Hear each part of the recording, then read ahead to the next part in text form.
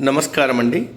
భగవద్గీతలో నేడు 18వ అధ్యాయము మోక్ష సన్యాస యోగమునందు 67వ శ్లోకము తాత్పర్యం వినిపిస్తున్నది మీ విజయభాస్కర్. ఇదం తే నా తపస్కాయ నా భక్తాయ కదాచన నచా శుశ్రూషణే వాచ్యం నచ మాం యోభ్యసూయతి. తాత్పర్యం: ఓ అర్జున, ఇప్పుడు నేను నీకు బోధించిన ఈ గీతా శాస్త్రమును తపస్సు, భక్తి, వినడంలో ఆసక్తి లేని వారికి, దైవము యందు నమ్మకం లేకుండా దైవ దూషణ చేసేవారికి ఎప్పుడూ బోధించకూడదు. ఈ హెచ్చరిక ఈనాడు మనందరికీ పరమాత్మ చేసిన హెచ్చరిక. ఈ గీతను ఎవరికి బోధించాలి, గీతను వినడానికి ఎవరు అర్హులు అనే విషయం ఇక్కడ వివరంగా చెప్పాడు కృష్ణుడు. గీతను వినడానికి మొట్టమొదట అర్హత తపస్సు. అంటే అడవులకు పోయి తపస్సు చేయడం కాదు, గృహస్థుగా ఉంటూనే ధర్మచింతన, క్రమశిక్షణ కలిగిన జీవితం గడిపేవారు అని అర్థం.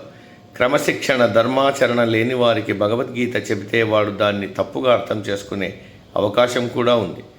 తర్వాతి లక్షణం భక్తి. దైవభక్తి లేని వారికి, ఏకాగ్రత లేని వారికి చెప్పకూడదు. మనం కృష్ణుడిని దేవుడిగా పూజిస్తున్నాం, అందుకే కృష్ణుడిని భగవాన్ అని సంబోధిస్తున్నాం. అటువంటిది దేవుడి మీద భక్తి లేని వాడికి భగవద్గీత చెప్పడం చెవిటివాడి ముందు శంఖముదడం లాంటిది. వాడు వినడు, పక్కన ఉన్నవాడిని విననివ్వడు. అటువంటి వారికి చెప్పకూడదు. తర్వాత లక్షణం పరధ్యానంగా ఉండటం. గీతా జ్ఞాన యజ్ఞానికి వస్తారు, కూర్చుంటారు, మనసు ఎటో పోతుంది, ఏం చెప్తున్నారో తెలియదు. పక్కన ఉన్నవాడిని ఇంకా ఎంతసేపు రా ఈ సోది అని అంటాడు. అంటే వీడికి వినడం ఇష్టం లేదు. కాబట్టి వినడం ఇష్టం లేని వారికి కూడా, దైవంను పూజించని వారికి, దైవంను దూషించే వారికి చెప్పకూడదు. చెప్పి ప్రయోజనం లేదు. ఎందుకంటే పై చెప్పిన లక్షణాలు కలవారు గీతలో ఏముంది మనకు తెలిసిందే కదా, మనకు తెలియందేముంది అనే మూర్ఖత్వంతో ఉంటారు. వారికి తెలియదు, ఒకరు చెప్తే వినరు. వారు బాగా చదువుకున్న విద్వాంసులు కావచ్చు, ప్రాపంచిక విద్యలు ఎన్నో నేర్చుండొచ్చు, ఎన్నో డిగ్రీలు సంపాదించి ఉండవచ్చు. అటువంటి వారు తమ గొప్పతనాన్ని ఇతరుల ముందు ప్రదర్శించుకోవాలనే ఆతురతగా ఉంటారు. కానీ సత్యము, అసత్యము, వీటి మధ్య ఉన్న భేదము తెలుసుకోవడానికి ఇష్టం లేని మూర్ఖులు. వారికి తెలియదు, ఒకరు చెప్తే వినరు. తమకు తెలిసినదే సత్యం అని నమ్ముతారు. అటువంటి వారు గీతను సరిగా అర్థం చేసుకోలేరు. మనసు నిర్మలంగా లేకపోతే ఏమి చెప్పినా తలకెక్కదు, బుద్ధి నిలవదు. గీతను వింటూనే ఉంటాడు, మనసు మాత్రం ప్రాపంచిక విషయాల వెంట పరిగెడుతుంది. అటువంటి వారికి చెప్పడం వృధా. తపస్సు అంటే అడవులలోకి పోయి ముక్కు మూసుకొని కూర్చోవడం కాదు. ఈ ప్రాపంచిక విషయాల నుండి, సంసార బంధనాల నుండి ఎలా విడివడాలా అనే తపన చెందడం, క్రమశిక్షణ కలిగి ఉండడం, చేసే పని యందు ఏకాగ్రత కలిగి ఉండడం, అదే తపస్సు.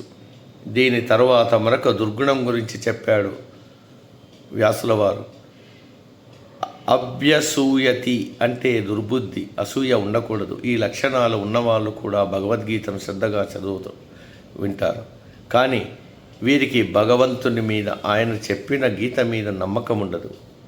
గీతలో ఏమేమి అసందర్భాలు, తప్పులు, అవాచ్యాలు ఉన్నాయా అని వెతుకుతారు. ప్రతిదీ సందేహిస్తారు, విమర్శనాత్మక దృష్టితో చూస్తారు. గీతలో ఉన్న 700 శ్లోకాలు కృష్ణుడు చెప్పలేదు, వీటిలో కొన్ని తర్వాత కలిపారు అంటూ తమకిష్టం లేని శ్లోకాలను తీసేసి కొత్త గీతను తయారు చేస్తారు. ఇంకా కొంతమంది గీతలో చెప్పిన విషయాలన్నింటికీ కారణాలు చూపించమంటారు. తుదకు గీత అంతా ట్రాష్ అని కొట్టిపారేస్తారు. ఇటువంటి మనస్తత్వం కలవారికి కూడా గీతను చెప్పకూడదు. మరి ఈ గీత ఎటువంటి వారికి చెప్పాలంటే, గీత యందు, పరమాత్మ యందు భక్తి, శ్రద్ధ కలిగి ఉండాలి. ఏ పని చేసినా ఒక తపస్సులాగా చేసేవారే ఉండాలి. చేసే పని మీద ఏకాగ్రత కలిగి ఉండాలి. అన్నిటికన్నా ముఖ్యంగా గీతను వినడంలో ఆసక్తి. అందులో ఏముందో తెలుసుకోవాలనే జిజ్ఞాస కలిగి ఉండాలి. ఇటువంటి వారికి గీతను బోధించవచ్చు. ఆడ, మగ, ధనిక, పేద, ఉన్నత కులం, నీచ కులం, విద్యావంతులు, విద్యాగంధం లేనివారు అనే తేడా లేకుండా పై లక్షణాలు ఉన్న వారికి గీతను బోధించాలి. అటువంటి వారు గీతను సరిగా అర్థం చేసుకోగలరు అని పరమాత్మ అభిప్రాయం. గీతను వినడానికి కావాల్సిన యోగ్యతలను, అటువంటి యోగ్యతలను ప్రతి వ్యక్తి పెంపొందించుకోవాల్సిన ఆవశ్యకతను ఈ శ్లోకంలో చక్కగా వివరించారు వ్యాసుల వారు. నేటికి సమాప్తం. తదుపరి శ్లోకం రేపటి రోజు. సర్వే జన సుఖినో భవంతు. అందరూ బాగుండాలి, అందులో మనం ఉండాలి.